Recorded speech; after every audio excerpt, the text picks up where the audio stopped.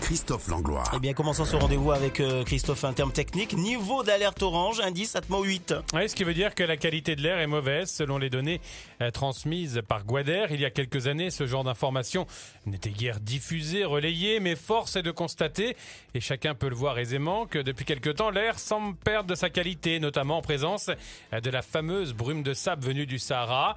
Alors, est-ce une vue de l'esprit, une réalité? Doit-on s'inquiéter? Ce sont les questions que nous allons poser ce matin à Jacques Molinier, maître de conférence à l'université. Bonjour Jacques Molinier.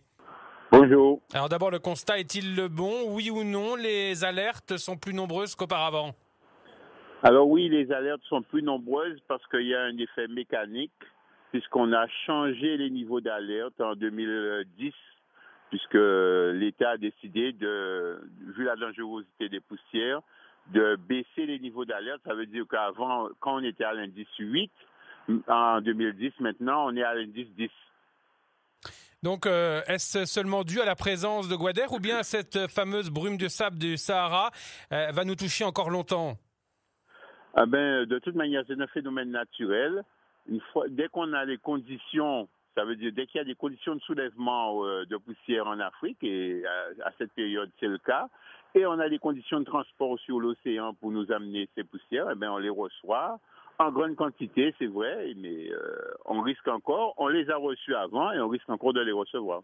Mais n'est-ce pas plus présent qu'auparavant? Alors c'est vrai c'est une impression qu'on a, hein, je ne sais pas si vous la partagez. Oui, il y a quand même une légère augmentation du nombre de fois où bien sûr les indices sont importants, les quantités sont importantes, mais surtout il y a ce qu'on a constaté sur les 3-4 dernières années, un élargissement de la période. Ça veut dire avant la période était très marquée, ça commençait au mois de fin mai, début juin pour finir en septembre. Et là maintenant on commence beaucoup plus tôt, dès le mois d'avril, et on finit plus tard jusqu'au mois de novembre. Alors est-ce qu'on a une explication scientifique à cela? On est en train de travailler là-dessus. C'est une thésarde dont la bourse est payée par la région. On travaille là-dessus pour essayer de déterminer quelles conditions ont changé au niveau à la fois du soulèvement, c'est-à-dire au niveau de l'Afrique, mais aussi surtout au niveau du transport pour autoriser l'arrivée de ces poussières. Alors, est-ce qu'on peut analyser déjà un impact sur la santé des Guadeloupéens? Alors, avec le docteur Kadélis, pneumologue au CHU, on a montré que ces poussières ont un impact quand elles arrivent important sur les jeunes, sur les enfants asthmatiques, puisque eux, quand il n'y a pas de délai d'arrivée à l'hôpital, puisque les parents angoissent plus vite, quand ce sont les adultes, les adultes résistent longtemps avant d'arriver, donc on n'est pas aussi à même de mettre le curseur dessus pour les adultes. Alors, quelle est la situation actuelle? On a eu une brume de sable la semaine dernière, elle est encore présente là. Elle devrait s'accentuer dans les jours à venir? Je pense que non, on va avoir un répit aujourd'hui, puisque avec dans la pluie? nuit, on a lessivé un peu tout ce qu'il y avait dans l'atmosphère. Donc, globalement, avec les pluies, tout a été ramené au sol. Donc, on va avoir une détente.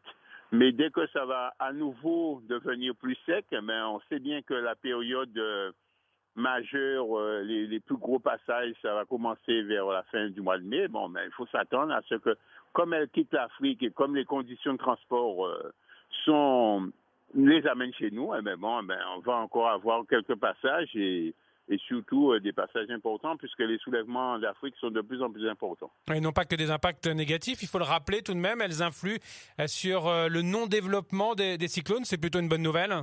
Oui, c'est-à-dire qu'en empêchant le développement des grosses précipitations, ça veut dire en dispatchant un peu l'humidité, elles empêchent la mise en place de gros phénomènes et donc on a eu à bénéficier par le fait qu'il y a eu plus de poussière les années précédentes, pendant la période cyclonique, à avoir moins de gros systèmes qui traversent et donc moins de risques cycloniques. Donc c'est un bon avantage pour nous. Une dernière question, le sable, il va où? Il va s'arrêter à un endroit bien précis? Je ne sais pas, on ne va pas devenir un désert, rassurez-nous. Non, alors il faut quand même dire que ces brumes qu'on appelle brumes de sable sont une déformation. En réalité, ces poussières, c'est de l'argile. Il n'y a pas tellement de sable dedans. Le pourcentage de sable est faible et donc et cette argile participe au type de sol qu'on retrouve en Guadeloupe. Donc globalement, ça vient pas des zones désertiques là où il y a du sable, mais des zones en dessous subsahariennes, c'est-à-dire là où vous avez de la terre qui se fracture avec le soleil et qui est soulevé et qui est amené chez nous. Merci à vous, Jacques Molinier, d'avoir été ce matin notre invité. Excellente journée. Jacques Molinier, maître de conférence à l'université, était l'invité de la rédaction RCI, il est 6h28.